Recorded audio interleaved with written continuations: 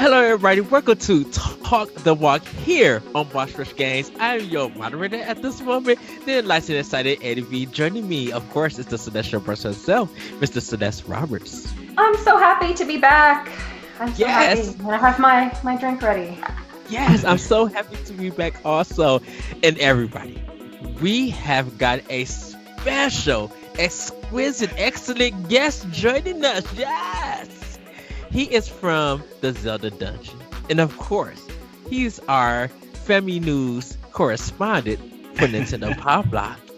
Everybody, the devastating Dungeoneer. I'm so happy that he could join us for this. I'm so excited. Everybody, please welcome the one, the only, Mr. David Lasby. That's a big intro to live up to, Ed. I am so happy. Everybody, we are discussing Coffee Talk. And I'm going to hand this all over to Celeste because we got a discussion to have about this game. So Celeste, take it away. Oh my goodness. I first learned about Coffee Talk when one of my friends sent me a message saying, "Hey, I just started this demo of this game called Coffee Talk on Switch. It looks like something that might be up your alley." So I played it last July or so. Oh my goodness, is it up my alley? It is my dream game. It is my game for 2020. I told David about it. I told Ed about it. I told Billy about it. Unfortunately, Billy can't be with us today. So many people love this game, and for good reason. I just love how soothing it is. I love that you can take your time with it. You don't have to rush. That soundtrack. I'm a big fan of that genre. Are you guys fans of that genre? Chill hop. I've been listening to a lot of chill hop music. This is one of my workout things when I go walking. When I write, I throw in some good old chill hop music. Like it really helps me. And so yeah, listening to this in this game, I was like, yes. And so thank you for helping me being able to know that there are different music in this game because I didn't know. Oh yes, because you said you're like, I'm tired of listening to the same song again and again. Well, pull out your phone, my friend. How often did you guys change the music? I kept the music the same. I never changed it because I didn't know that you could. Yeah, I usually let the game cycle through songs. I'm trying to remember if I ever specifically requested songs. I don't know if I did. I really liked the cover of Claire de Lune. I thought that was really pretty. I really liked that one. But gosh, this game, it's considered a visual novel. And have you played visual novels? I know this isn't a walking simulator, everyone. We're taking a break. We've been walking so long that we have to rest. Yes, we need some good coffee just to talk about this game. We walked into a coffee shop. That's right. Yeah, I think this is my first visual novel. So yeah, it definitely sold me on the genre. I'm actively always looking for more now, and I don't think that was true prior to playing Coffee Talk. So, that's great. What about you, Ed? What was the question again? I'm sorry. Oh, have you ever played a game like this, like a visual novel? Actually, yes. As you guys could look, I played Root Film. That the review is out just now. Hint, hint. Promote.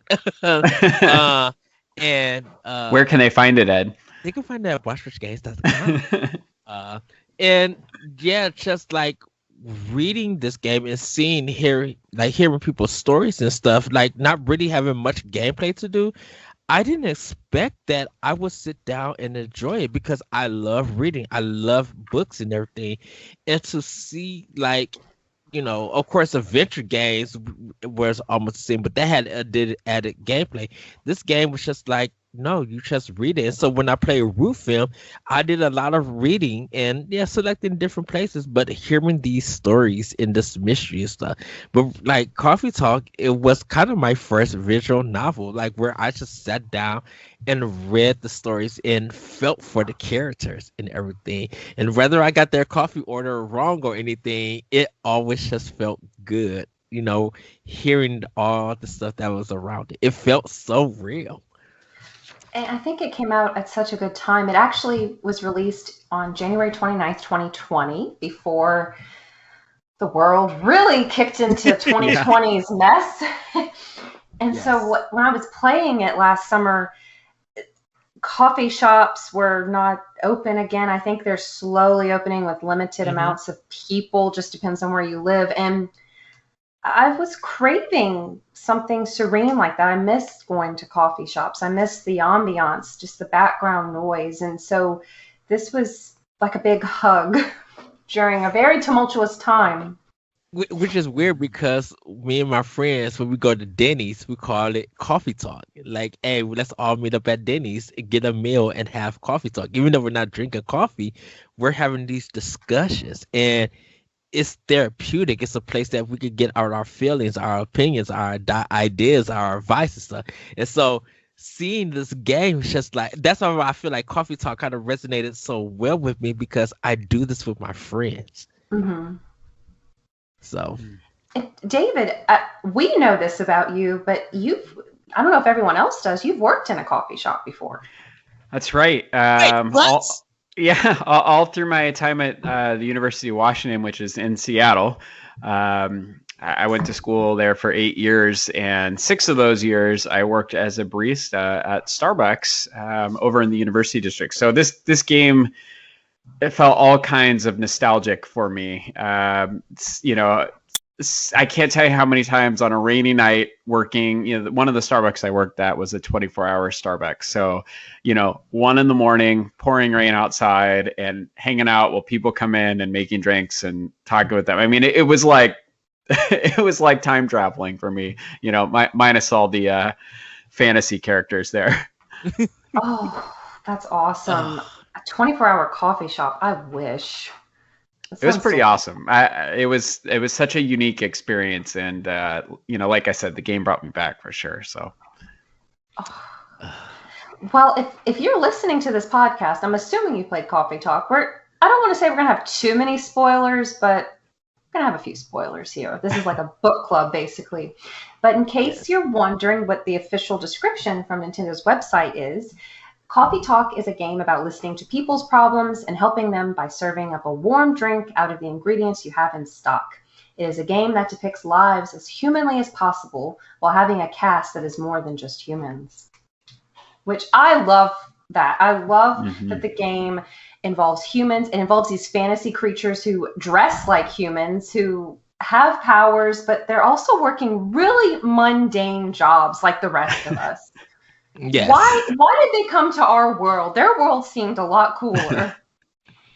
Yeah, I you know what? I think it was good that they incorporated different kind, like us humans and animals and the supernatural.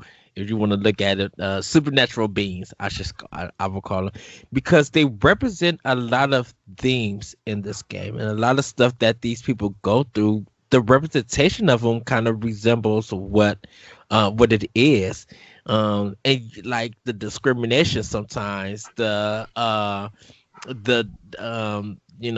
dad and the daughter, the pop idol, just like, and we're gonna get into the character stays. I'm sorry, I got the list up, but I'm not looking at it. I'm just thinking that's like, how parents look over their children and how sometimes parents feel about things when their children are with someone else they didn't expect to be with. And it's just a lot of stuff on here that is so good that they tell these stories, do these other supernatural beings that are in the game.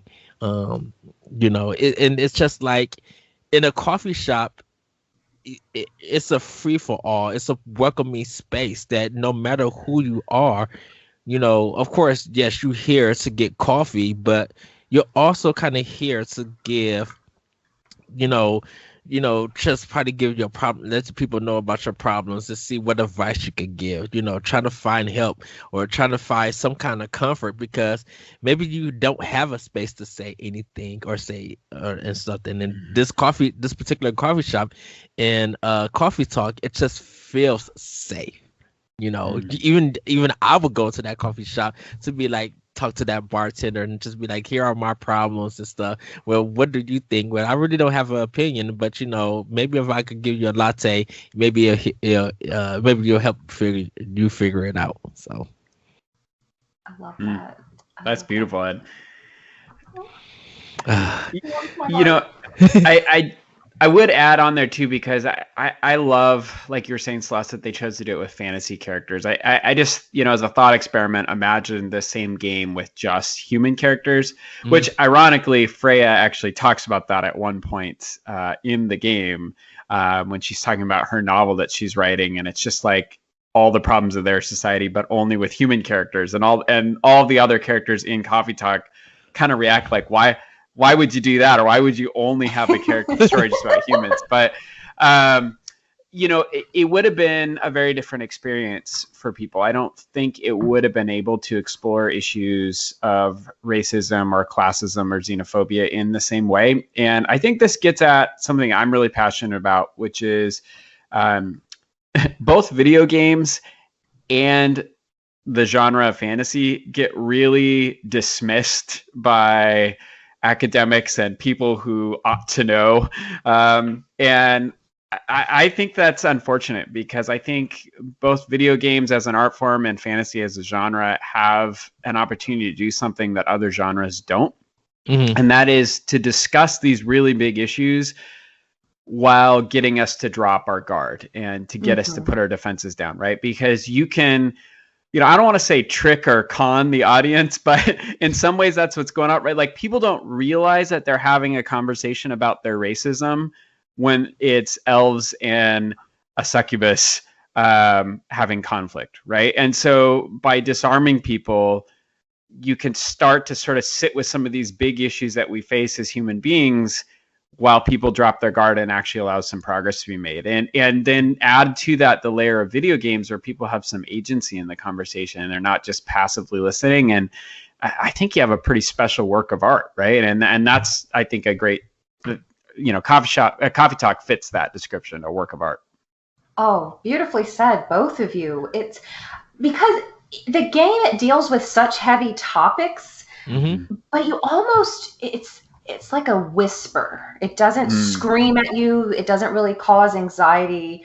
This game is very gentle. You can play it when you're trying to wind down, but then when you're done playing that particular chapter or day, you pause and you think, they were just discussing xenophobia. They were just discussing immigrants' issues. They were just discussing racism and predatory practices in the entertainment industry. And but over this beautiful, chill music and in this magical 90s anime style atmosphere, just it does it so well. And it gets you to talking to other players about these issues. Like, you don't have no say to the game. You can't respond and yell at the fictional digitized characters that's in the game. You really meet other players and be like, did you play Coffee Talk? Did you hear this discuss? And that creates the discussion almost just like the game now.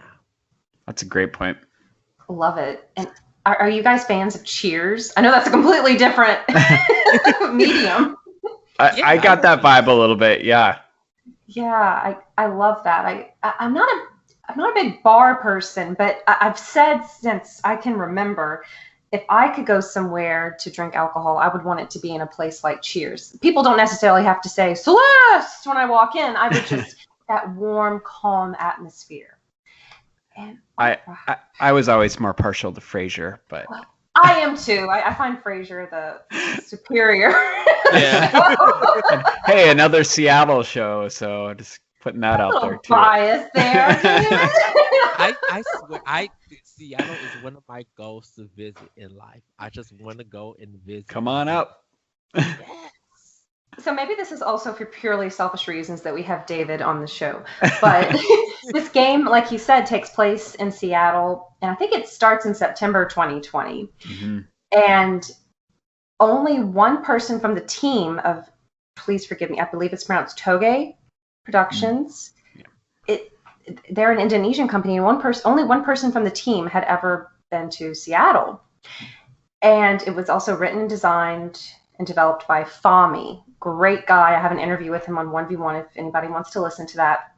But David lives in Seattle, and that was one of my first questions. Well, how accurately do you feel this game portrays your hometown? I mean, it was pretty great.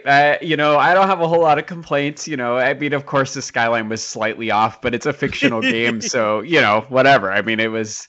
I loved it. It totally had the feel and the vibe for me, and the rain, of course. I mean, that's what Seattle is known for, and it had all the feels for me. I was just super excited because when you told me to play the game, I didn't know that it was in Seattle at first. So when I turned that on and saw that, you know, each night where they have that opening cut of the skyline, I just was so excited.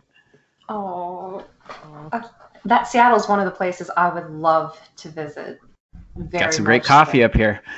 Oh, yes. I mean, we were going to go see you, David, but coffee is of course. Yes. So if you're interested in playing this game, it is available for Microsoft Windows, Mac OS, Nintendo Switch, PlayStation 4, and Xbox One. I believe all of us played it on Nintendo Switch. I played it on Xbox One because it was free with Games with Gold. Okay. Okay. And you played it on Switch, David, right? That's right. Okay.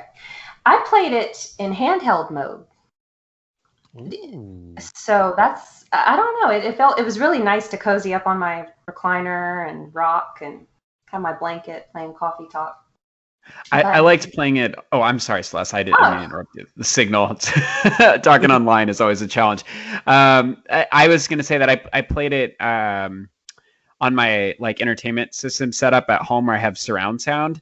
And I really liked it. Felt like I was in the cafe because the speakers, you know, were all around me. So I was hearing people come in and like it gave it that extra vibe feel. So I might have to try that. I'm so excited just hearing that because that was my question. Like, did you guys? Because I might rebuy. I think I'm gonna buy it on Switch, and I wish there was a physical version because I would definitely buy a physical version.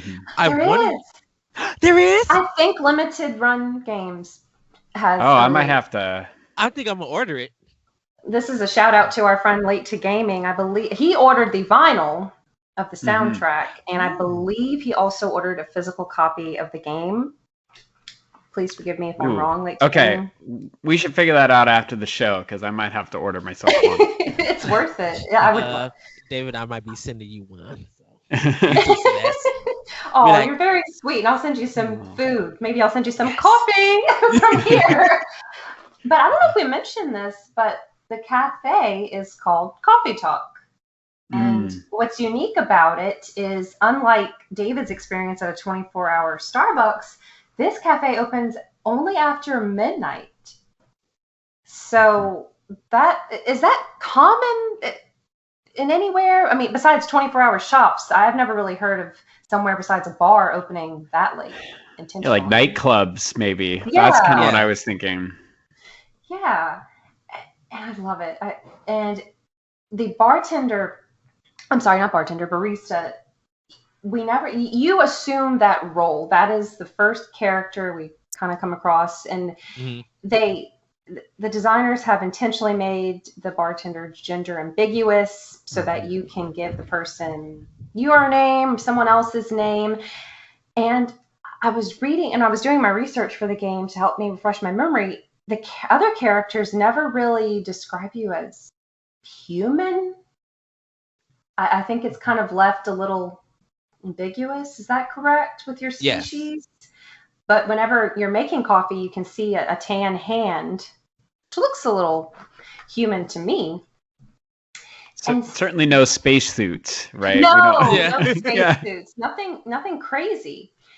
And so what I love the opening to this game where it's describing what's going on. It's September 2020. We see the incorrect Seattle skyline, but it's really cool. We see the Space Needle, and my favorite way that I love how they depict the changing of the days with the newspaper and the headlines. Yes. And one of the newspapers even talks about deadly virus makes its way to the U.S. or something, which is a little too close to home. Yeah, that was crazy, and I know they couldn't have predicted that. they were making this game. But basically, for the gameplay, you roll through dialogue in this visual novel and you make drinks for the characters based on their request or just your trial and error. Because I don't want to talk about how many drinks I got wrong. I would not have gotten any tips in real life. But I noticed there really isn't any negative consequence to messing up the drink. There is one character who does need you to make the drink correctly, but you get endless tries to get it right. So what did y'all think about that mechanic, making drinks? You know what? I should have wrote down notes on how to make these drinks and who goes to what, because I thought I could do everything by memory and stuff, and I was just like, oh, and I thought the game would keep track of what drinks that they like so I could go and match it up, and it doesn't. It's just like, oh yeah, I should have just wrote this down. So I think when I replay it again, I'm going to write it down and make sure that I get the right drinks to them. Yeah. It felt pretty intuitive to me, actually. Like I appreciated not only the coffee knowledge of the folks that put the game together, but the international feel to it as well. Like a lot of the drinks, I think, are based in like traditional Indonesian drinks, I think. Mm-hmm. So it was great because there was some stuff on the menu that I already knew how to make. And then there was some stuff where I was like, oh, I'm kind of learning about how other cultures drink coffee. So that was, once upon a time, I was like a coffee ambassador for Starbucks. And yeah. What does that mean? Well, like they have this like coffee master program where you had to learn about coffee production around the world and do tasting classes and things like that. And, so I feel like I had like a decent amount of knowledge going in, and yet it was really fun to kind of learn about, different recipes that other cultures have, and made me want to go try some more kinds of coffee. So, do y'all like to drink coffee? Oh yeah, David likes his black. I love mine with some cream, flavored and stuff.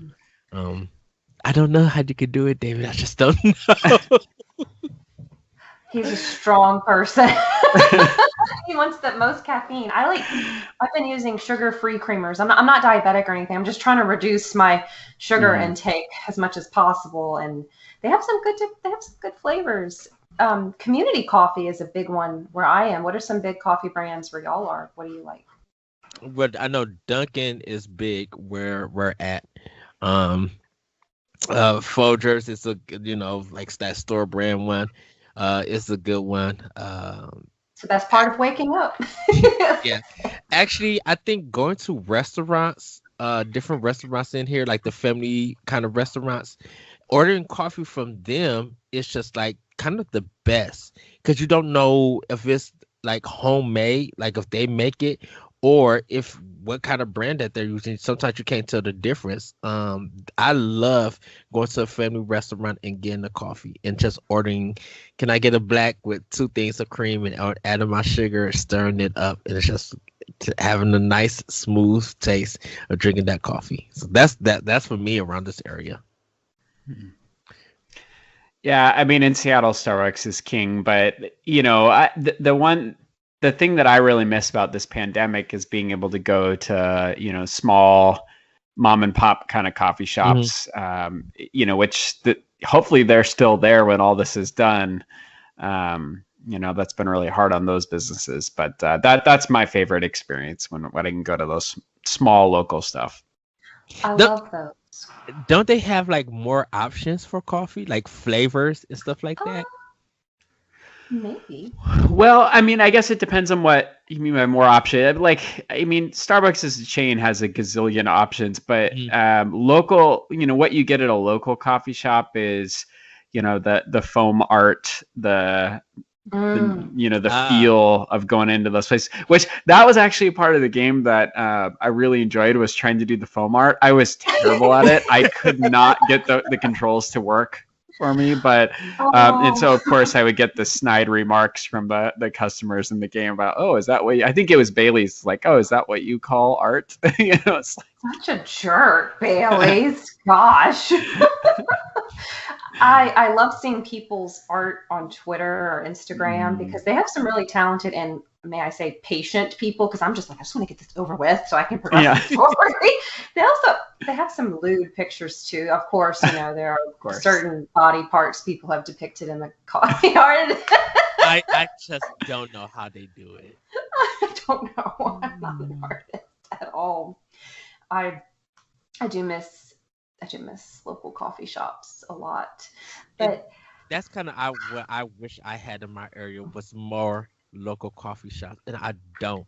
It's just like it's Dunkin' or Starbucks, and that's it, or the family restaurants. I don't have nowhere else to go to like really try different coffees. Mom and pop shops are having a hard time right now. So if any are open in your area, give them a go, please. Yeah. Give them a try. So we talked about the gameplay, and I want to talk about some fun features, and please help me with my memory if I'm forgetting anything. So like we mentioned, the days change with a depiction of a new newspaper. And now I mentioned the virus headline. Do y'all remember any other headlines that stuck out to you? I think they were talking about a war that they had. And I think they talk about, what's the else that they was talking about? Like missioning like the else or something in one of the stories? I think so. It's been a while. I think there was also a labor dispute as well, if memory serves me correct. So I think you're right. I think it's something about unions, right? Yeah. So again, but it's all these fantasy creatures dealing with real world problems. And of course, there's the werewolf attack as well. Yes. Oh, we're gonna get to that. That's a big part of the story. Right.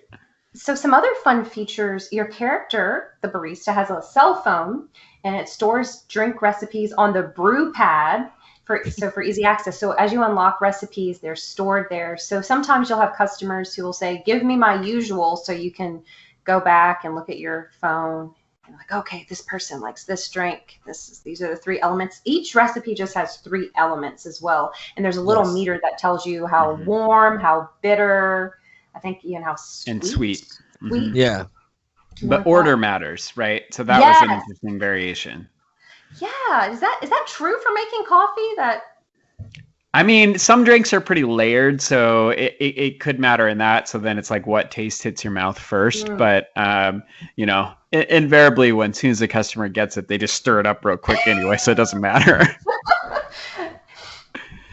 And the phone also features the in-game social media app Tamagotchi with 2 exclamation points. And apparently that's a Japanese word for friend, which I thought was really cute. It looks like a Facebook profile with the patrons' profiles and profile pictures. So with that mechanic, I couldn't help but wonder, okay, are they befriending the barista on this app? Like, oh, I know, just because I put my name, I know Celeste, so I'm going to add her on Tamagotchi. Or do you just think that was the game's way of helping you learn characters more?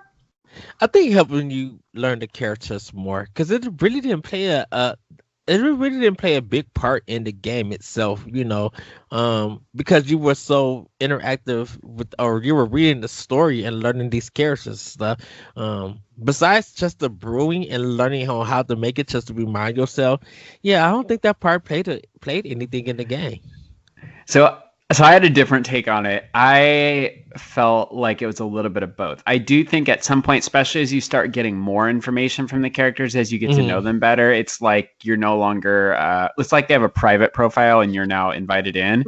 But when you first just get the like cursory information, it felt more like stalkerish is the wrong word, but it definitely felt like you were lurking on their social media and like, oh, what can I find out about Bailey's? Who's this Bailey's character, right? So you kind of like seeing what information's public and what's not. That's how I kind of interpreted it. Oh, I like that interpretation because I think, okay, maybe I'm alone here, but I think everybody's been guilty of, oh, I think I recognize this person, right? Either on Facebook or Instagram. And I remember when I was using MySpace in high school, my friends and I would get really annoyed whenever someone's profile was private. Right. Like, what are you hiding? And then, like, I don't know if we alluded to this in the episode are pre-talking because we talk a lot before the episodes. But you can change the song playing in the coffee shop as well, and you can read the Evening Whispers newspaper. That is such a cool touch. And one of the characters has her short stories in there. Did y'all read her short stories? I did not. So I am this kills me, and I'm gonna have to replay the game just for this feature because I am so embarrassed that I did not figure that out until you told me after I was done with the game. So I need to go back because I actually was irritated that while I was playing, I was never going to be able to see her short stories that she kept talking about. And lo and behold, I just had to fidget with my phone more, and I could have been reading them the whole time. There's so much to this game that you just don't know because you press start and you just go with the flow of the thing. You don't know that all of these other options are in the game. You know, I like Celeste just told me like a lot of stuff. I'm like, oh, you can change your music. Oh, you can read this. Did not know that. I was just so into the game and just like, we got to talk about this. We got to talk about that. Because I was just normally, I pressed start and I went through the game as normal. So I didn't know all of this other stuff. Maybe so Celeste, did you read it? I did, and maybe it just means I look at my phone too dang much in real life. Maybe you guys are better at losing yourselves and being present. But it's neat because as each day changes, or each week maybe, the stories that they will be added. There will be new stories for you to read, and okay, so we talked about ourselves as the barista, and this character Freya is the author of these short stories. Her name is Freya Fatima, and she's our first customer. Now, I'm finding conflicting information on her species. Do you think that she's a human or a fairy? I think she's a human. Something about her has that human quality with it. You know, she's not magical because like even when, spoiler alert, she loses her job and everything so she can focus on her book, there's something like, I'm like, if you was a fairy, you should be able to like use your magic to control something to make some good things come out of it. And it's just like she kept running into bad luck over and over. And definitely when like she does the expression where she's just like, she'll be doing like this and then she'll be like, and then goes into talking and stuff. And so I kind of felt like, I'm like, okay, she's another human that I'm interacting with. Yeah, she probably is human. I was thinking because the story has all kinds of beings and creatures in it, and we don't have any other humans in the story, right? So it makes sense that she would play the human role. Oh, the cop. Okay, that's true. Georgie, right? Yeah. Mm-hmm, yeah. Mm-hmm. But then the more we've talked about it, I also do wonder if she's some sort of fairy. Like the green hair is kind of a little bit of a trope with fairies, and she also serves as our guide, and maybe I've just played too much Zelda games, but maybe I'm thinking of Navi too much. But she does seem like our companion or guide throughout the story, and that seems like a little bit of a traditional fairy role as well. So I would very much be open to the idea that she's a fairy. I hate to say it, I kind of thought that with her green hair. I'm like, what kind of magical creature is she? But yeah. I know plenty of humans with unnatural hair colors that look awesome. And I want to know the significance. Okay, she has the Roman numeral of the number 9 on her shoulder. Is that just there? Do we ever find out? I have some ideas about that. Did you have a thought, Ed? Well, I just thought it was a regular tattoo, and definitely with the green hair, she has a punk aesthetic to her. Definitely, like with the, I think she has like or. Did she have some? No, she didn't have no chain around her neck or anything. There was a look to her that just made her feel human. So I'm thinking the 9 is just something that, you know, maybe it's a lucky number or something. Like I just thought that, you know, she's the other human just with this punk aesthetic, and that's all to her. And definitely with her being as a writer and writing all of these short stories and stuff, it kind of matches that look. Even though it sounds weird, I just felt like there was a connection with that. So that's why I didn't get like no fairy vibes from her or anything. I do think she has the punk aesthetic, and that's also very Seattle, by the way. She totally fits in with the particularly it's like a 90s anime kind of style, and 90s grunge in Seattle was like a big, so like there was just a lot there that, you know, I don't know. It felt like it borrowed a little bit from each of those. But I think the 9 is actually a feminist tattoo. For Title IX, which is the name of the civil rights legislation passed in 1972 that guarantees equal education to women and girls. Ooh. So it was like a writer. I think that's what it's referring to. I know it's not a US based game, but I know that like there are a lot of folks in feminist movements that have the Roman numeral Title IX tattoo as a reference to that. So that's my guess. And maybe I could be wrong, but. Oh, I love that. That's way deeper than anything I was thinking. Exactly. I was just like, oh, well, she's always kind of flying by the seat of her pants. And the number 10 is like this perfect number. So she's always at 9 and she's not quite there at her goal because she keeps getting distracted. Not quite finished? Yeah, it's not quite complete. Her story's not quite complete, but oh, I love that. Thank you for that, David. That makes a lot of sense.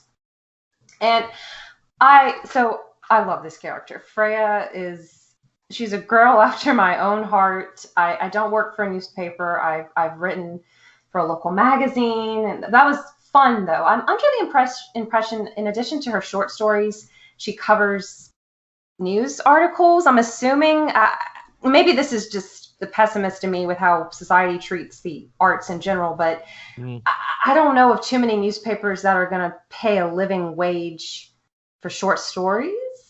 I don't know. I'm under the impression that she's also having to cover real life stories as well. Do y'all think that? Yeah, I think so. She has a heart of a writer, and it feels like this newspaper is just like, yeah, I know I gotta write these articles, but I want to get my creativity out there, and if I could get it out to the world of this newspaper, maybe something will grab hold, of somebody, and I could express myself. But I think she's boggled down with it's a job, but I wish I could do more with my job. Well, and I think she also has to write these short stories for the paper, but her passion is longer fiction, right? Like she wants to write a novel. So it feels like she's got this job that pays the bills to a degree and feeds her passion, but it doesn't satisfy her. Yeah. I mean, if I could find a job that would let me pay short stories, making what I'm making at my full-time job plus benefits, sign me up, please. Please sign me up. And her favorite drink is espresso, which is hilarious. I think you have the option not to make it for her. I made it for her because I felt bad for her, but then she comes back really frazzled because she's trying to meet this deadline. Did y'all make it for her too? Yeah, every time she came in and ordered her coffee, I made it for her. Yeah, I made it for her, and then I found out later that actually to unlock her real ending, you need to give her the what's it called, like the bedtime drink. There's some I can't remember the name of the drink, but at any rate, so now I'm like wondering what happens when you give her the sleepy time drink, and it reminded me of this experience I had while I was a barista. This one person came in and they'd get 9 shots of espresso over ice 5 times a day. So it was up to like 45 shots a day, which it got to the point where we were starting to worry about their heart. And this is really bad, but I'm sorry if you're out there and you're listening to this, but we started giving them decaf because we were so worried about their heart by the end of the day. So we were slowly trying to wean them off of it, which is, not cool because that's not what they ordered, but I was young, didn't know any better. And so it felt similar to that experience of like, oh my God, should I be giving Freya this coffee or, Oh my God, 45 shots of espresso. Exactly. I'm like, that's crazy.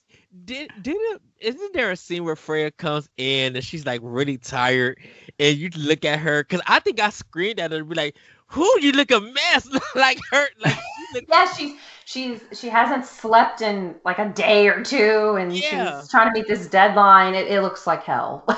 She looks so bad. I screamed at the TV like I yelled at her. I'm like, "Oh, you look a hot mess!" Like, girl, go take a bath, go fix your Oh hair. my god, I want to be in the And room whenever you're playing games, Ed. exactly. And I just remember what I just said earlier that the characters can't hear what you said, but that reaction came out. I was just like, "Wow, she looks crazy." A Right? hot mess. She's a hot mess.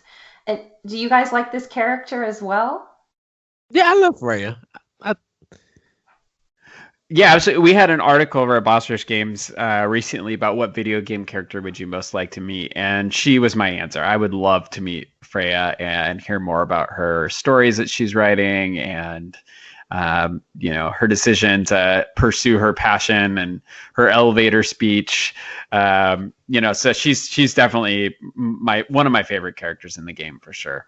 I wonder if she has a Seattle accent. I wonder if she or a Boston accent. Like, I would like to hear her accent. Yeah.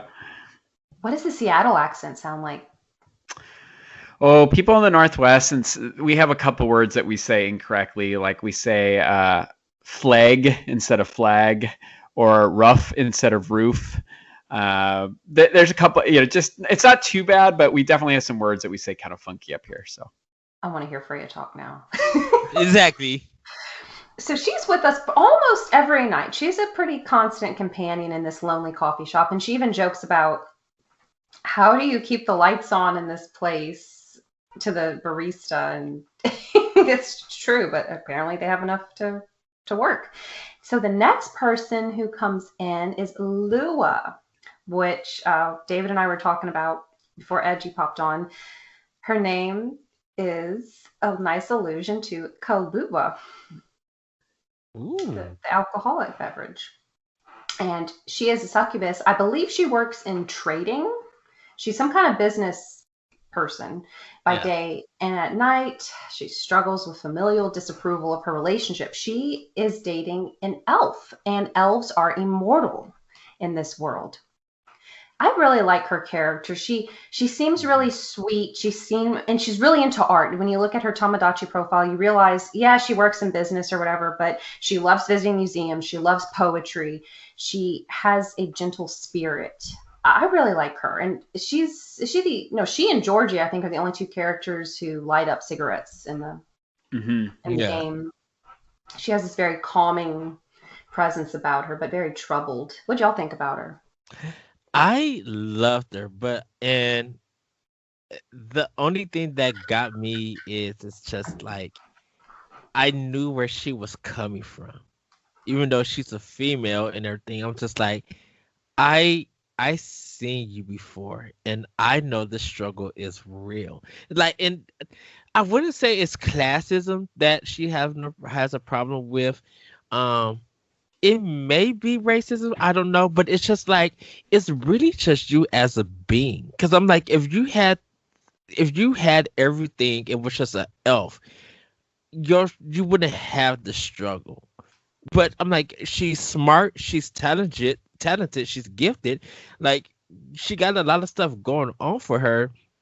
But it was just like, man, just because of your being, it's the struggle that I recognize and I feel for you. Because, and definitely when we get to the next person that she's connected to, it really showed that, of course, it's that Shakespeare's play, what is it? Oh, Romeo and Juliet.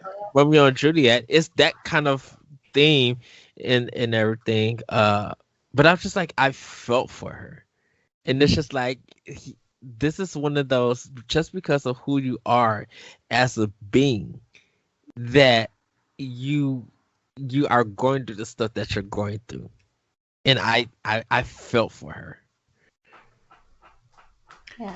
Yeah, Ed, I appreciate that you were exploring the various ways that she's marginalized, and for me, it felt like she was the intersectional character. That idea of intersectionalism as a philosophical perspective, that it's not any one marker of our identity that defines us. It's all these things as they intersect. And, her character, I think, is marginalized both from a race perspective and a class perspective, right? That Bailey's family really looks down on them as low class and, you know, not up to par with the, you know, the dating material that an elf should have, but also is rooted not just in class, but also just a real, you know, racist attitude, right? That this belief that they can never be, you know, equals. And so her struggles, I think, were very,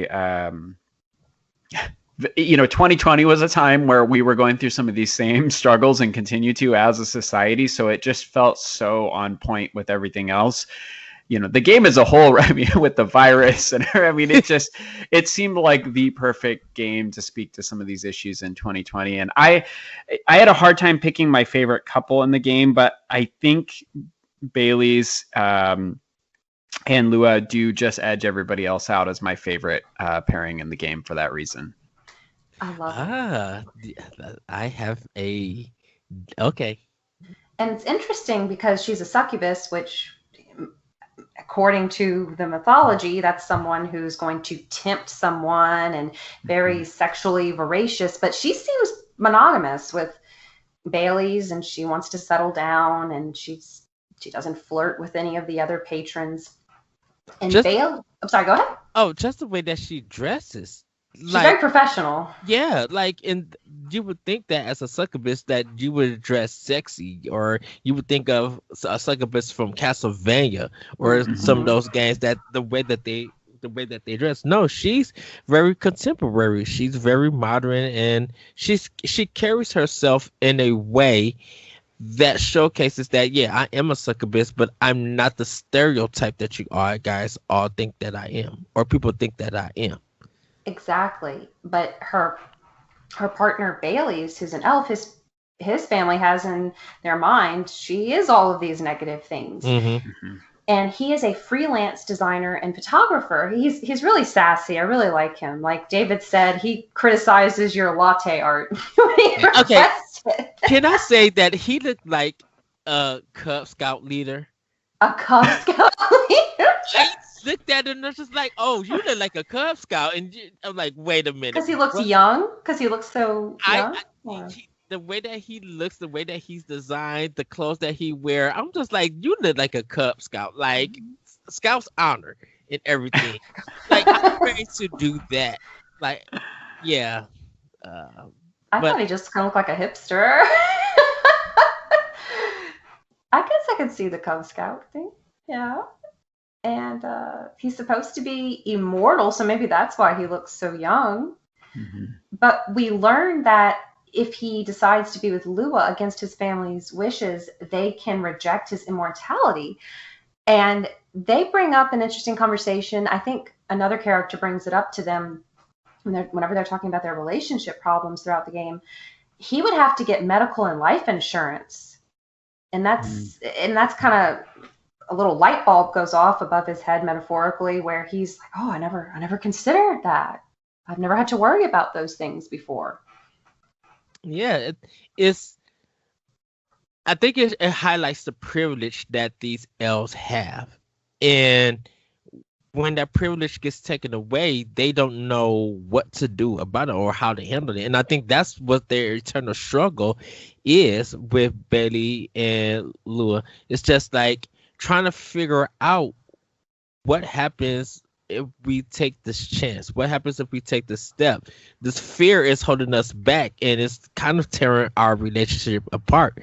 You know, and I think that's the kind of thing that some couples go through. They eternalize a lot of stuff, and they ask all of these questions, and they fear of what the conclusion may be without, you know, and they accept that fear, and they accept what the conclusion going to be, when in reality it may not even turn out that way. And so kind of looking at their relationship and stuff, definitely with the old guards on Bailey's side, like his parents think of her in a certain way and think of the relationship in a certain way. I'm just like, why are you caring about what your parents think? You know, if you leave and your parents don't want nothing to do with you, this new life that you're spending with Lua is going to be more meaningful. They're the ones that's going to have to deal with the fact that they don't get to see their grandchild, or deal with the fact that they don't get to see their son and stuff, because they hold on to their beliefs as these old guards. So that's going to be on them. So it was good just looking at their relationship that way, and because some couples deal with that. Mm-hmm.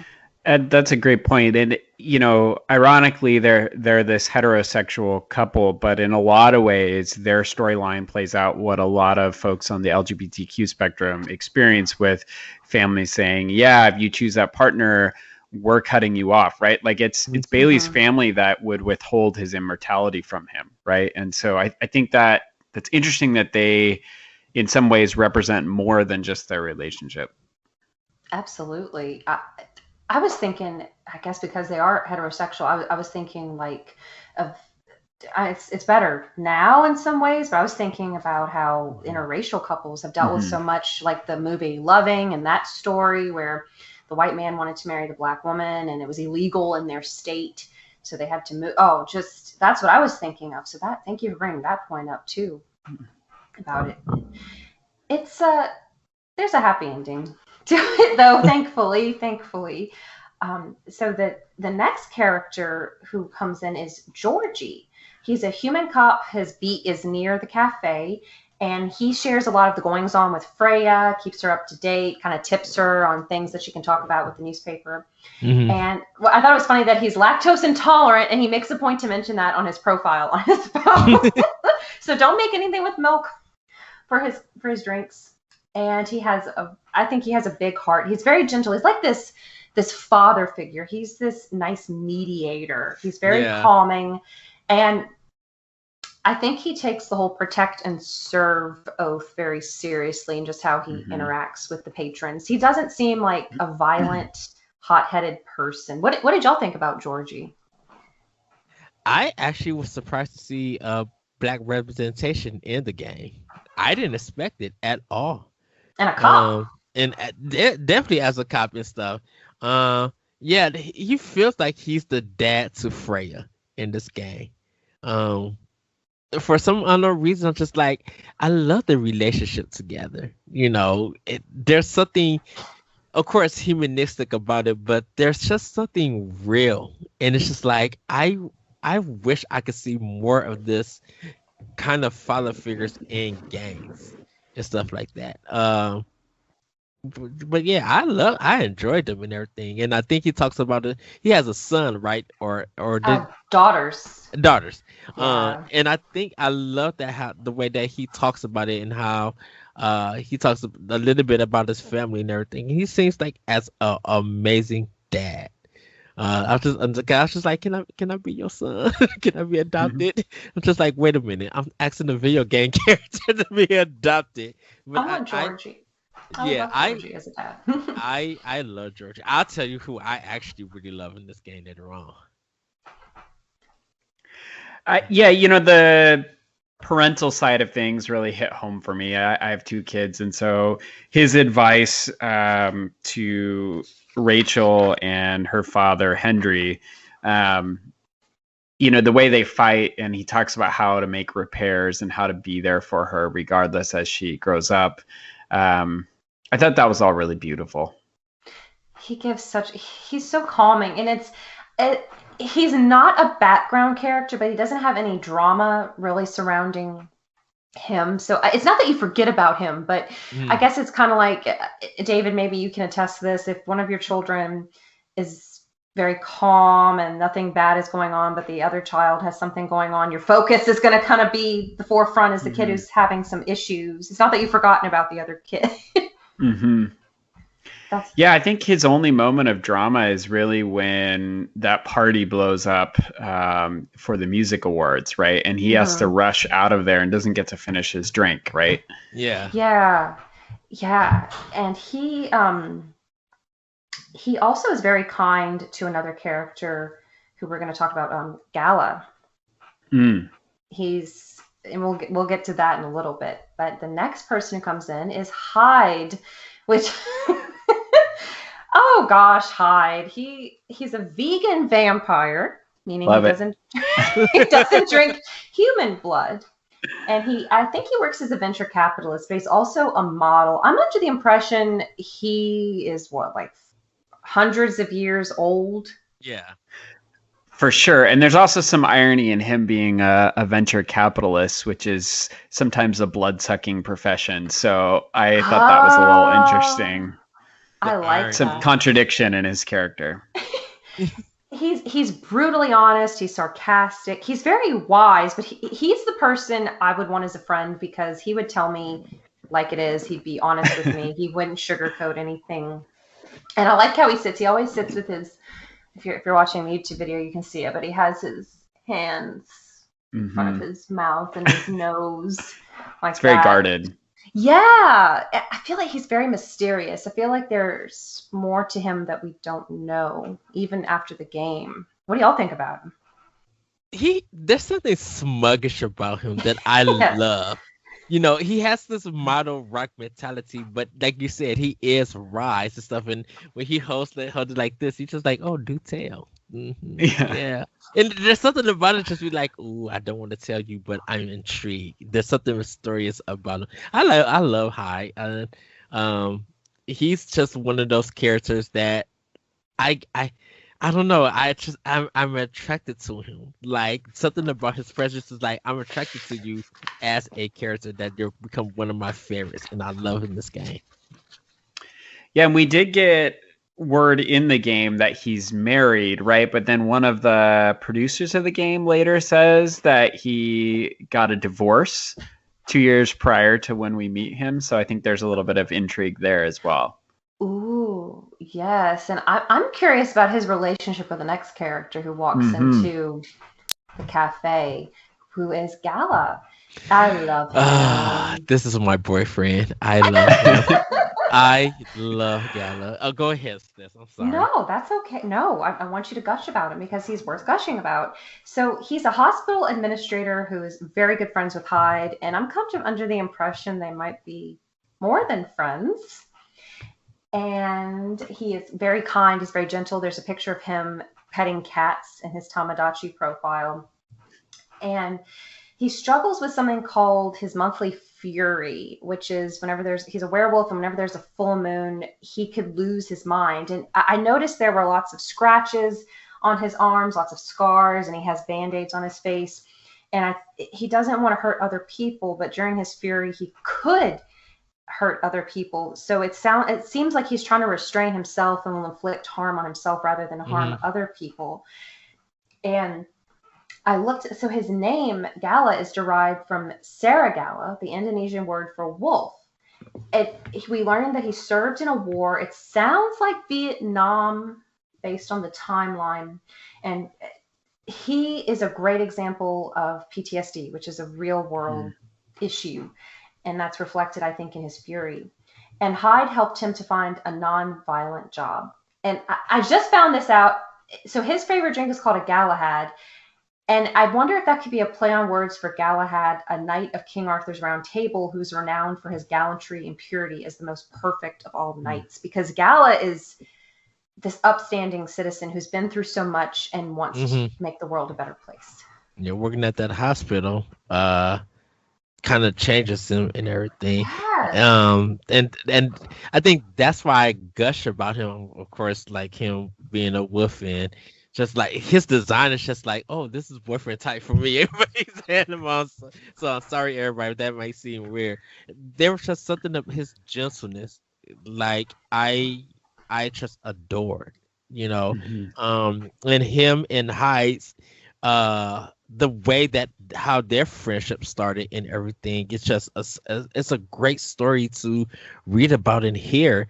And I just think that he is just such a down-to-earth cool person. It was really funny that he comes in his furry mode and he's just like, I need my coffee.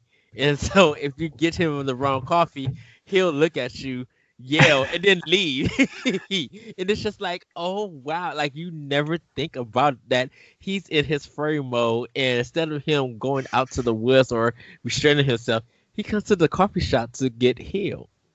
Hmm. Like, and that's kind of cool and everything. But like when he's normal, when he comes in, every time he shows up and Hyde shows up, I pay attention fully. When he shows up, I'm just like, oh, my boyfriend is back.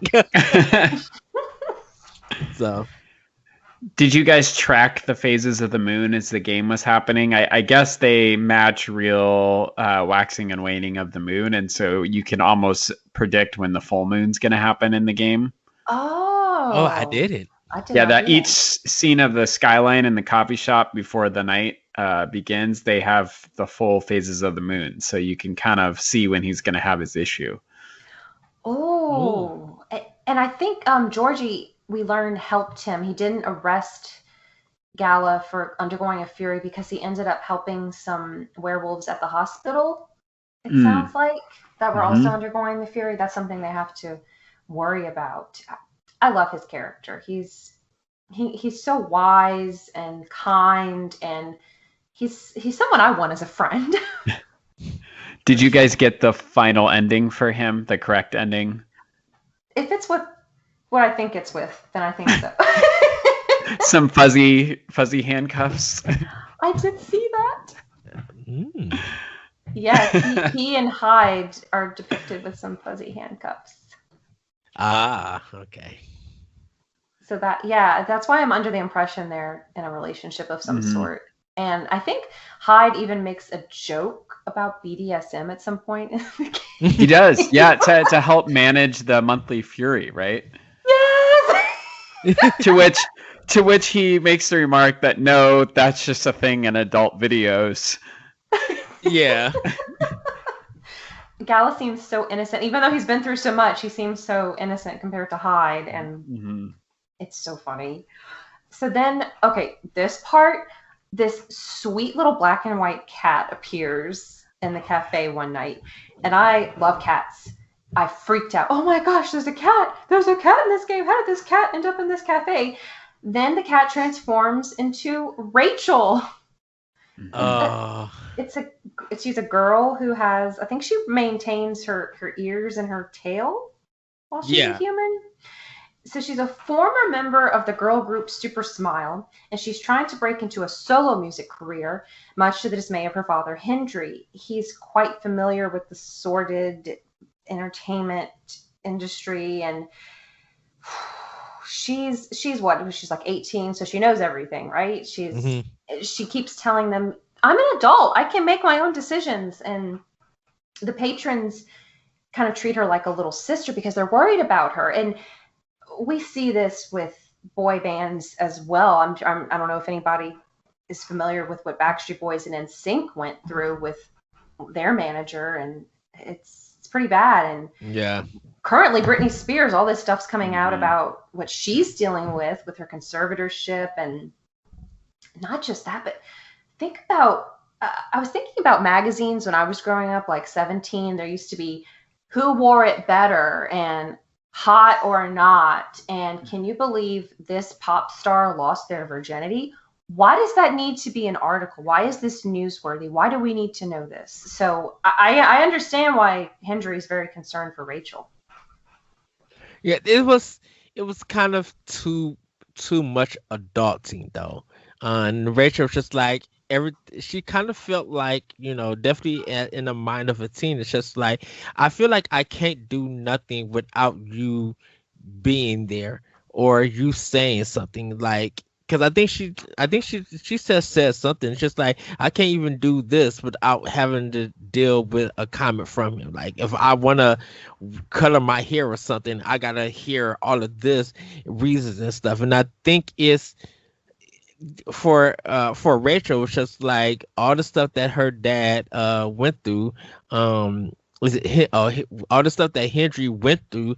Yes, you can use that, but use it when it's appropriate. Don't use it every day when it's not even business related. Like, yes, you are my dad, but you are overboarding your parenting to a level that is past annoying to where it's just like I'm not even free to do anything. So I understood where Richard was coming from with that. Because there was a time that I agree with Rich. I'm like Henry, and they was telling him, Henry, you gotta let her do something. You gotta sit down. You got to let her live her life and be free. You're doing too much, and if you keep doing too much, you're going to really lose her, and it's going to be too late when you need to go in to save her. I mean, of course, he was right about her manager, though. Ew, yeah. Right. So I mean, Mhm. that's the tension. I feel like is that he's not wrong in his concerns, but to your point, Ed, like he's got to find some balance. Right. And she even said that when I need you as a dad, please be there as a dad. But it never felt like they had a daughter and father relationship. It felt like you're trying to be my business manager in everything I do. And when it's nothing that deals with business, why are you still trying to be a manager for? You don't need to do that. So yes, I do agree. Yes, David. Because that ending one was just. Did she even go to the party or anything? I think because I don't. Because I No, don't think so. I don't think she does. And then we find out the next day in the newspaper that it was there were a lot of arrests and like drug trafficking and underage kids there and all sorts of other things. So I think her not being able to go is proven right by the newspaper headlines the next morning. And then we find out Georgie had to help make some of the arrests and stuff. yeah, Oh yeah. because Henry comes back as a injured cat, as a beaten cat. Mm-hmm. And they had to rush him to the hospital and everything. Because I think she went to go perform, and then she left after there. Did she? Yeah, she didn't perform? go to the after party. Right. You know, Yeah. and so I think she was kind of aware of what went on, but Henry stepped in and was trying to be a knight for something that you know he believed, and he didn't trust her enough, and I think that was part of the big thing was the level of trust that they both had. She couldn't trust him, and it automatically felt like that he couldn't trust her for some reason.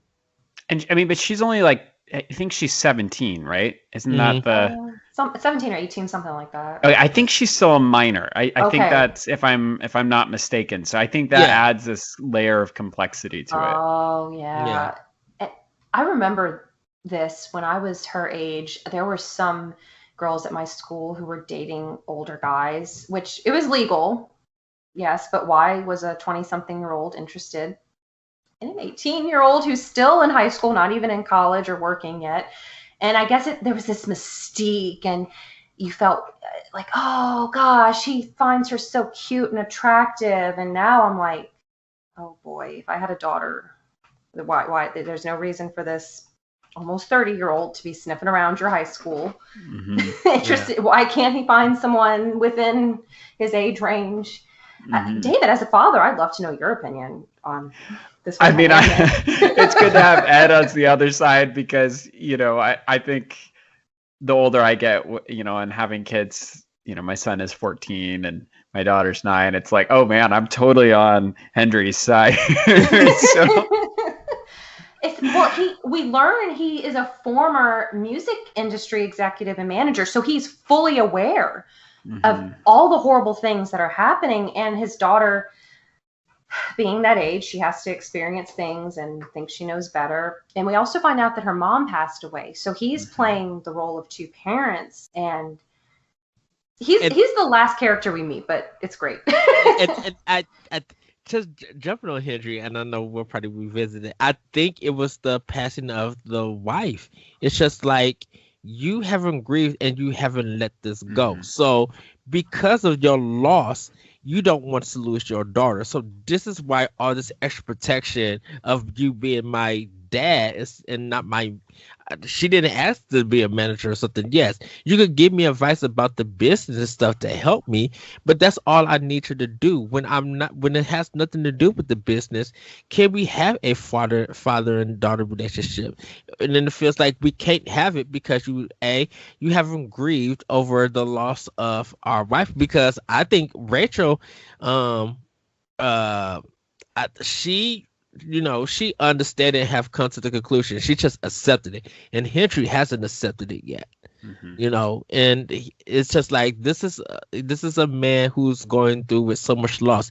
He did lose his wife, but he doesn't want to lose his daughter, but it's going to feel like that because of his actions, and he's not recognizing it. He's thinking that he's doing it good, doing it in the right way, but everybody's telling him, no, you're not doing it in the right way. You're going to end up losing her by doing what you're doing. And Georgie is the one who's the sounding board for that. Georgie, because he has daughters, so he's able Hmm. to offer Hendry that advice. Is there anything else you'd like to say about their dynamic before we move on to the next, should I say, couple?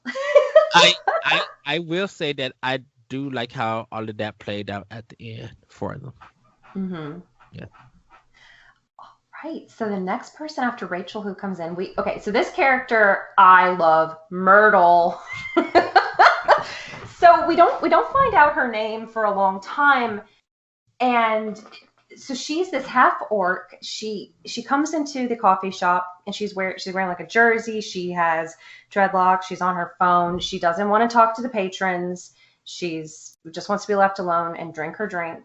And we eventually learn that she works in game development. She doesn't say much. She likes to keep to herself. She's a workaholic. She doesn't really take vacations. But before we get into her more, this interaction is hilarious because while she's there, this character in a spacesuit, an astronaut suit, arrives, and we learn his name is Neil, which I'm assuming that's an allusion to Neil Armstrong. Hmm. He's this. Well, I can't.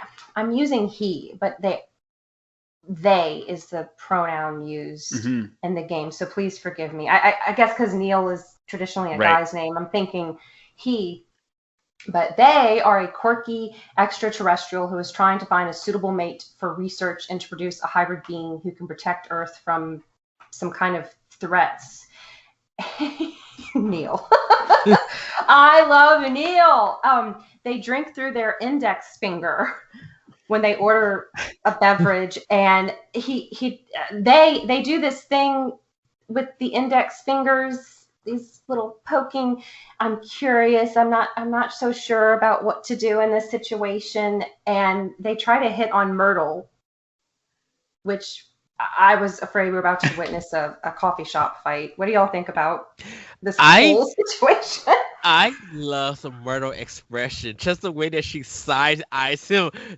All of the thing, just like you really want to do this, and we kind of find out more about her and stuff. I thought Neil was just a horn dog. Like I didn't Yeah. understand. Gosh. Like I like he was trying to have he's trying to have sex with as many people as he can for this research or whoever he could find to do it, because he was just like, it's going to be too late and I feel like I'm going to fail my mission. So my mission is just to be like, I got to find a female component that, we can shebang and call it a day. And Murder was just like, there's an app for that, right? Oh You my don't god. have to hit. It was just so funny because she was just like, I don't got time for you. I don't got time for this nonsense at all and everything. But I love Murder.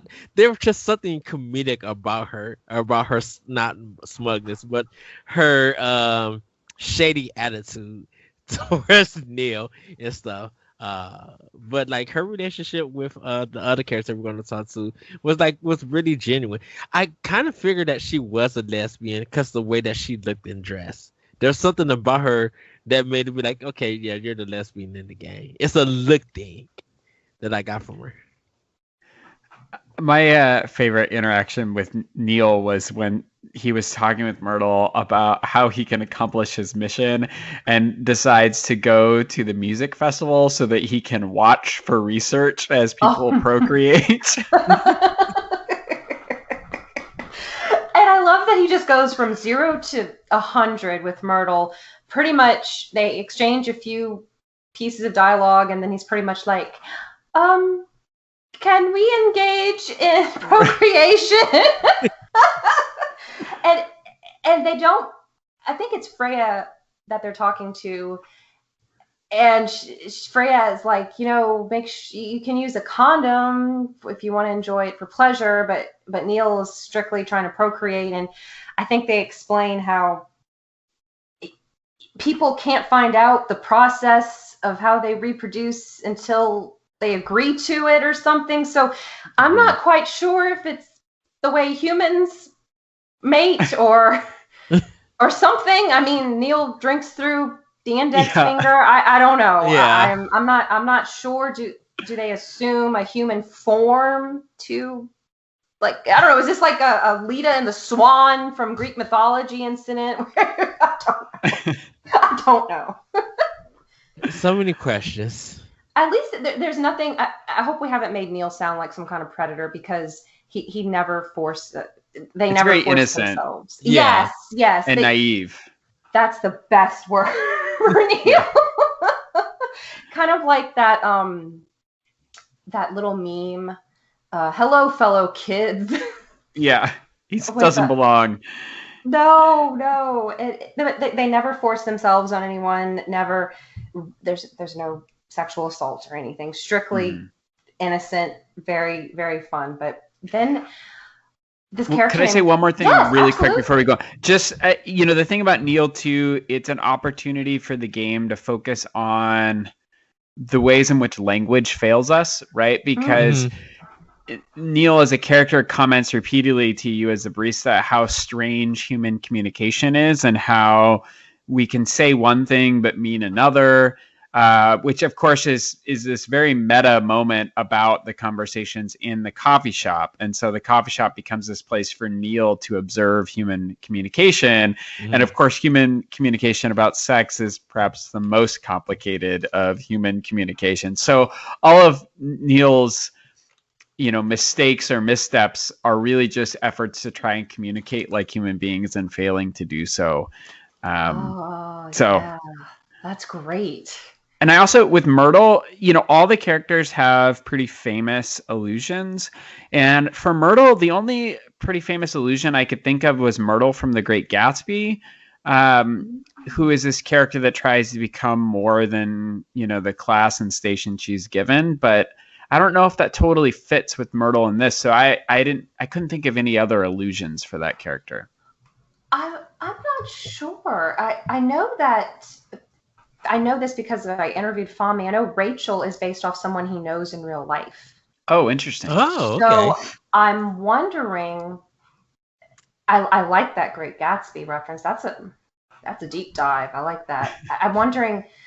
I'm not sure if Myrtle is named after someone they know, because Myrtle's that's not a very common name anymore. Except like crepe myrtles, the plant. I don't know. But I won't lie. The way, before we find out the name, I was kind of with Ed, where I wasn't even sure if that character was male, female, or non-binary or whatever. But we do learn with this next character. Aqua. Okay, Aqua attempts to enter the coffee shop a few times, but she's very timid, which I thought was adorable. She is a mermaid from Atlantis, but not the typical mermaid bottom. She has like tentacles, right? I don't think and she works in the computer graphics industry, and she really wants to get into indie game development. She has blue hair, she has glasses, very meek. She's very shy. It took her a lot to work up the courage to even enter Coffee Talk. And she explains that she's dealing with xenophobia because I think there was difficulty in her family obtaining the visa to even get from Atlantis to Seattle. Right? Yeah. What do y'all think about her? I thought she fit Myrtle completely. I love the fact that they talked about gangs and it led to their relationship, and talking to her, be like, you need to take a vacation and stuff, and Myrtle's just like, I don't want to do a vacation, but if I do one, kind of want to do it with you. And it's just like it's like a natural love relationship, and I was kind of happy for them with that. They complement each other very well. That's pretty much all I gotta say about her, because there's like really nothing else that like really stood out from Aqua. It's just like, yeah, she's timid, but when she's around Myrtle, she feels safe and protected, and so it was good that they just had a good connection, like they just fit. They Like, balance each other out very well, I yeah. find. Myrtle starts opening up a little bit more, I find, Yes. when they become possibly, I'm assuming, romantic partners, but I don't know if the game ever explicitly Yeah, yeah, said. they lead to that they're in a relationship.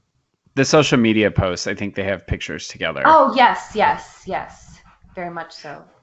I was just looking up a little bit more. The name Myrtle comes from the Greek myrtos, which is a plant. And there's also a myrtle tree. So I was just thinking myrtle and aqua, plants and water go together. So I don't know if that was a connection maybe, but it was just kind of interesting that these characters seem to fit together or need each other in some way. And that's really true for Aqua's work, right? As she's trying to figure out the game for the game festival, which is basically PAX, right?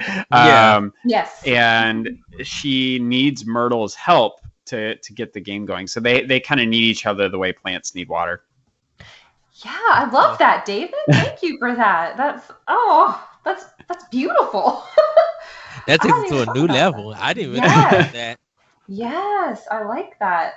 They're good characters. I think so. I think Myrtle's character, which if you, I mean, we follow the gaming industry pretty closely at Boss Rush Games, but there's a lot of people talk about being overworked in the game industry, which we hear with Myrtle. She doesn't even want to take a vacation, and I'm someone who, I work to live. I do not live to work, but a lot of people lose sight of so much. And there are arguments that, well, you signed up for this, you know what you're getting into. Oh, you're getting paid overtime, and could have a whole other episode about that. Yeah.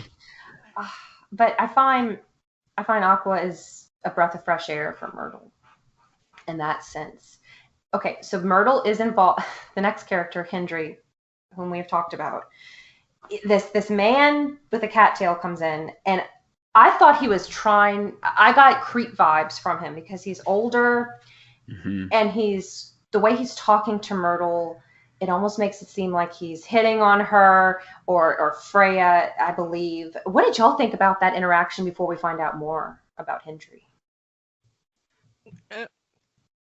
David, you go ahead.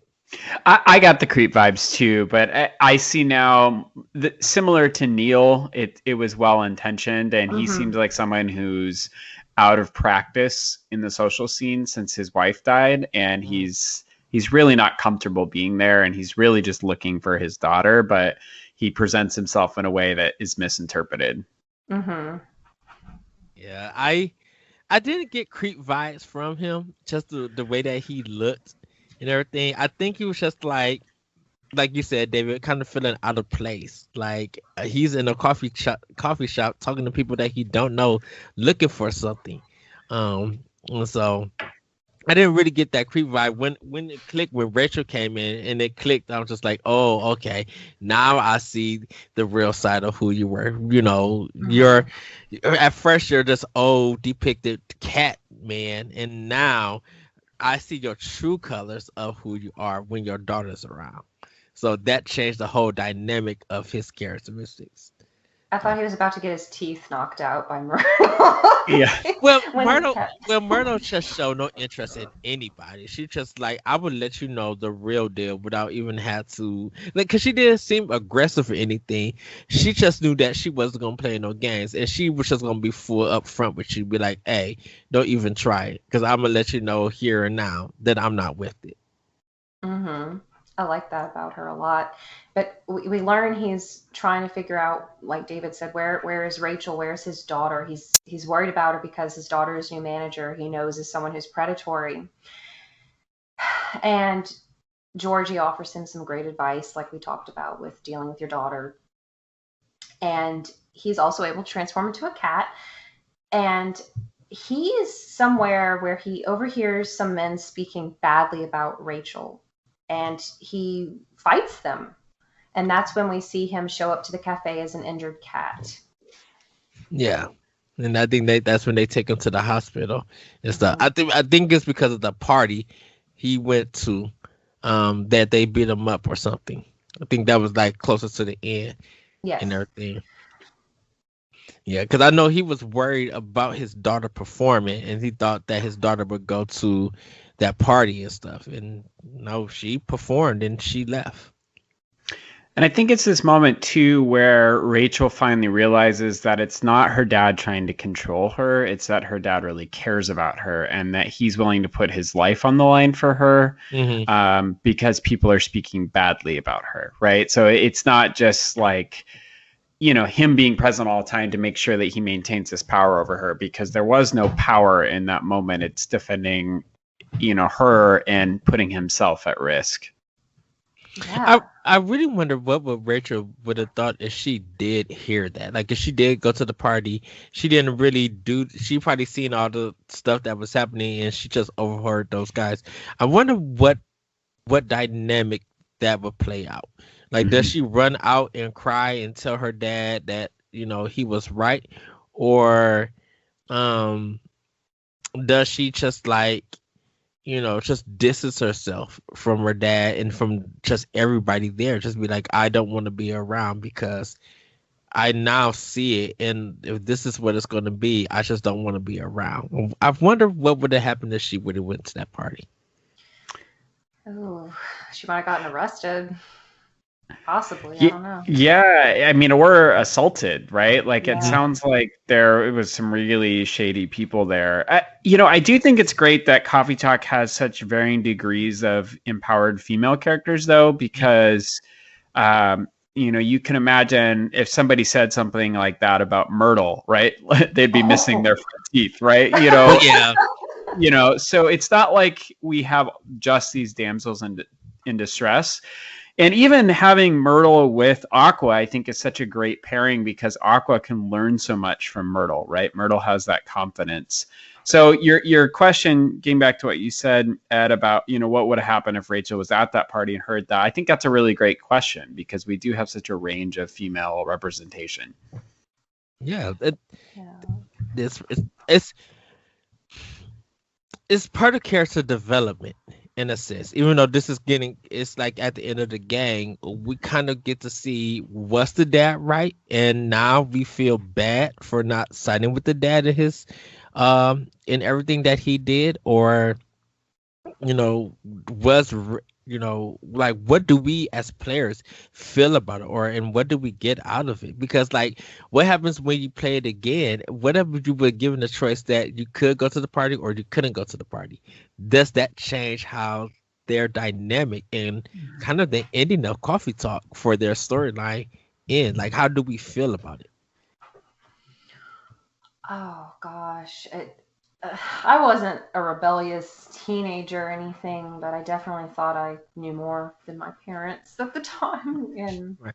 And I don't think Rachel felt rebellious. I think she just felt like she couldn't be a teenager. She couldn't be a celebrity without her dad interfering and yes, just like I said, being a business manager instead of being her dad. Like she loves her dad and wants to be around her dad, but here Henry has to act like a dad, and it always felt like he wasn't acting like a dad.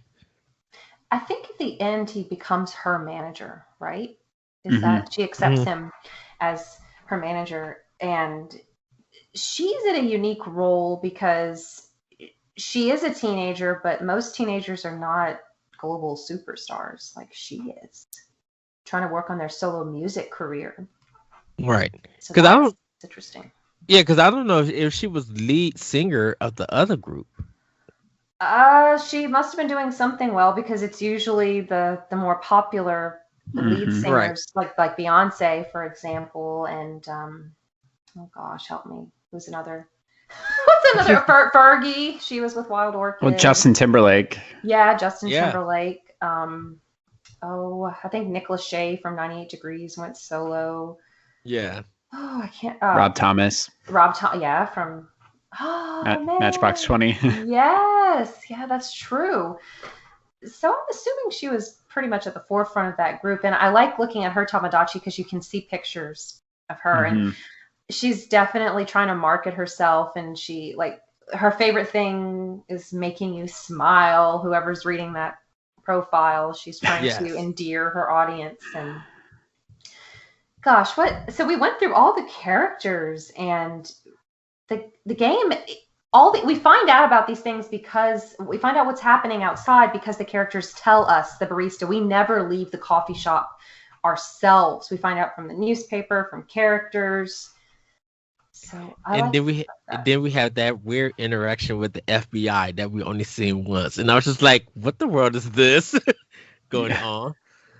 Looking for Neil, right? Yeah, Mm-hmm. and he's just playing it, the barista.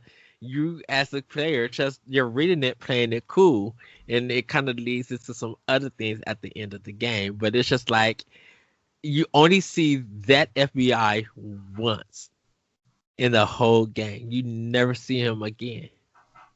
Mm-hmm.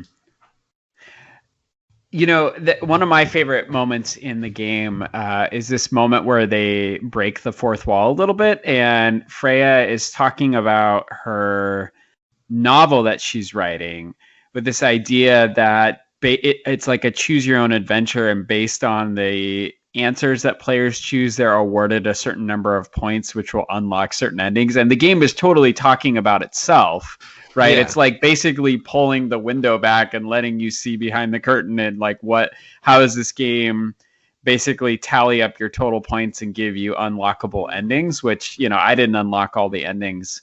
But I just thought that was a really neat moment in the game. I loved it.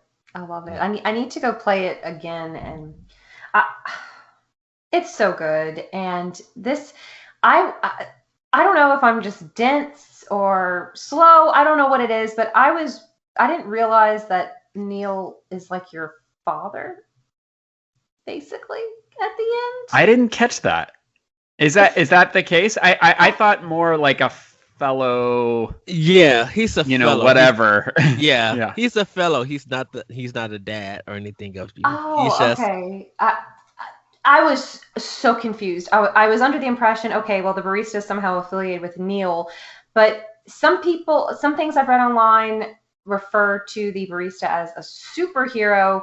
So are you the person who's supposed to save the world from these unknown threats Neil talks about? No. Go ahead, David. I'm sorry. No, I was just gonna say that wouldn't make sense though, because like as you're playing the game, you're helping try to get Neil to reproduce. So, and it's his or their kid that's supposed to save the world. So that doesn't make sense to me. How could both things be concurrently true? Right. And why is the FBI only know about Neil but doesn't know about you? Like, how are you able to still play? Like, how do they write that character to play it so cool when the FBI is there? And like the FBI don't pick up anything. He just ends up like, oh, you good coffee. This is a nice place. If you see him, give me a call, and then leaves. I mean, it's possible there's so many different alternate endings that I haven't unlocked. So that's my, disclaimer. But I would say that to me, with immigration being such an issue in the game, it felt more like you as the barista are somebody who's already immigrated and established, and you're helping someone out. Yes. So the only reason I brought these up is because the TV Tropes website brought it up for consideration that apparently the barista displays inhuman levels of nerves of steel when Gala shows up transformed on the night of the full moon. The end of the game reveals this to actually be a subversion due to being a product of the relationship between Neil and an unknown woman from Earth. The barista possesses some form of hybrid power, one of which is time travel. What? There must be something in an ending that I missed. I need to replay it. Yeah. I need to replay it because it went over my head. I think the game kind of lulls you a little bit, so maybe I wasn't fully paying attention. Well, because I didn't know that it had multiple endings. I thought it only had one ending. So when Neil comes back in and you guys are talking, you find out that you as a player are the same species as Neil. You don't know anything of that. And it's just like, oh, this game has multiple endings. I thought that was the official ending and that was the game. Yeah, so that's the whole thing that Freya is talking about with there's a handful of times where you have dialogue choice in the game, Mhm. and that weights that gives you a certain amount of points, but also correctly making people's drinks unlocks endings for you as well. So if you don't get all the drinks correct, you can't actually unlock the full endings for each character. So many layers to this. And okay, so I was talking about this with David before you hopped on, Ed. Apparently, we actually do get to see what Neil looks like based on a Yes. certain ending, which I have not unlocked yet. Nor have I. And It's I it's want on to you. know. It's on YouTube. Yes, it is. But I need that sense of accomplishment. I understand. Okay, so this is Coffee Talk. Is there anything else y'all would like to say about the game? I kind of want a sequel to this game. I literally Mm. want a sequel to see new characters, how their story plays out. They could be at the same coffee shop. I love the Mhm. barista. I love that it's in Seattle. Give me some new chill house music. Give me more options to make coffee. Maybe add some little food stuff. Maybe I could make some donuts or stuff like that.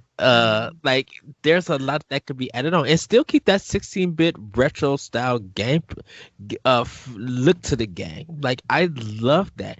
I kind of that's pretty much all I gotta say. Like I kind of want a sequel, and um, yeah, hopefully my boyfriend comes back in the game. He might Uh, be with someone else, though. Oh, he might be with Hyde. So all sorry. right, here's my sequel pitch, and Fami, if you're listening, here it is.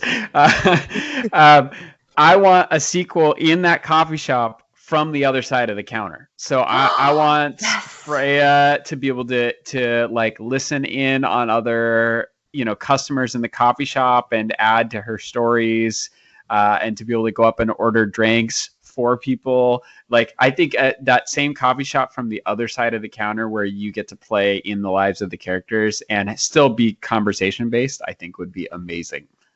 Oh my gosh, I love that. So, are you also a fan of stories where they change perspectives each Oh, chapter? for sure. I love Yeah. that. I think it's so interesting. I love it too. I love it so much. And okay, I'm going to get some flack for this, but apparently there is a version of the Twilight series where it's Uh-oh. from Edward's point of view, which I have not read yet. But Oh yeah, I did hear about that. Yeah. So I used to be a big fan of the series, so I need to read it just to see. But I love that. I love that, like these vantage points type scenarios. hmm I would love to know what they're thinking, and I would love to know, does Freya succeed as an author? Yeah. Does Rachel succeed, or does she change her career path? Does Georgie retire? Does he move up the ranks in the Does police force? does Henry get remarried?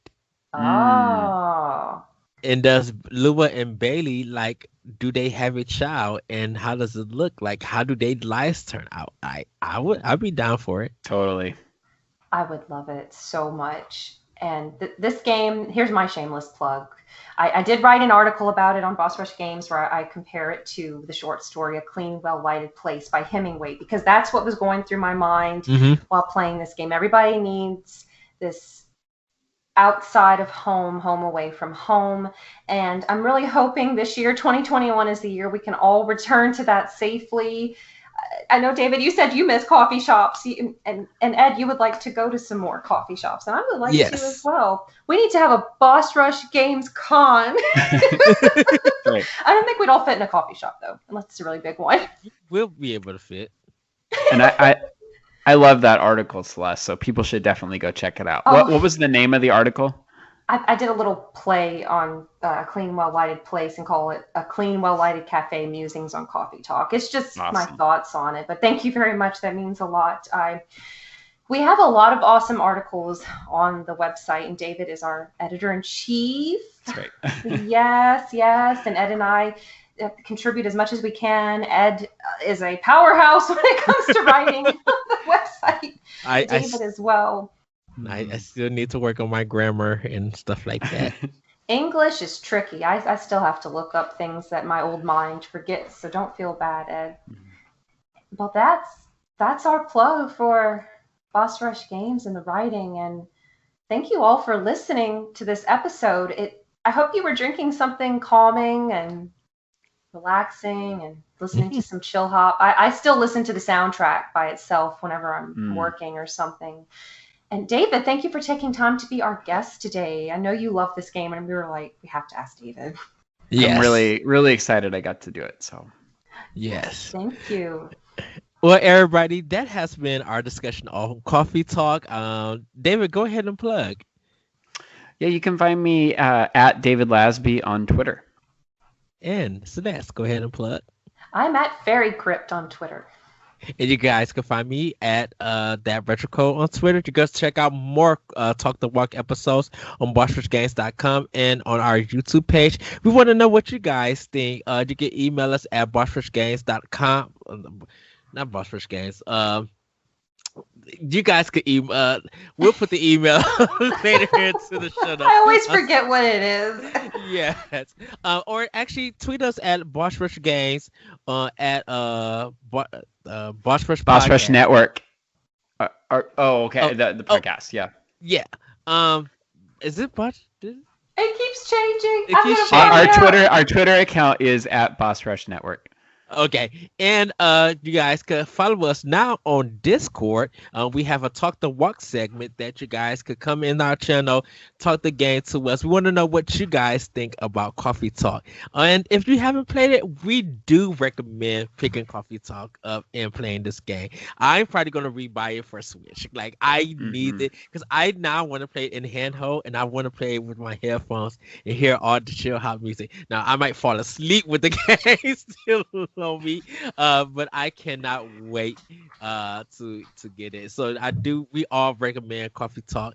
Our next game though is called Gris, Gris. This is by Nomada Studios.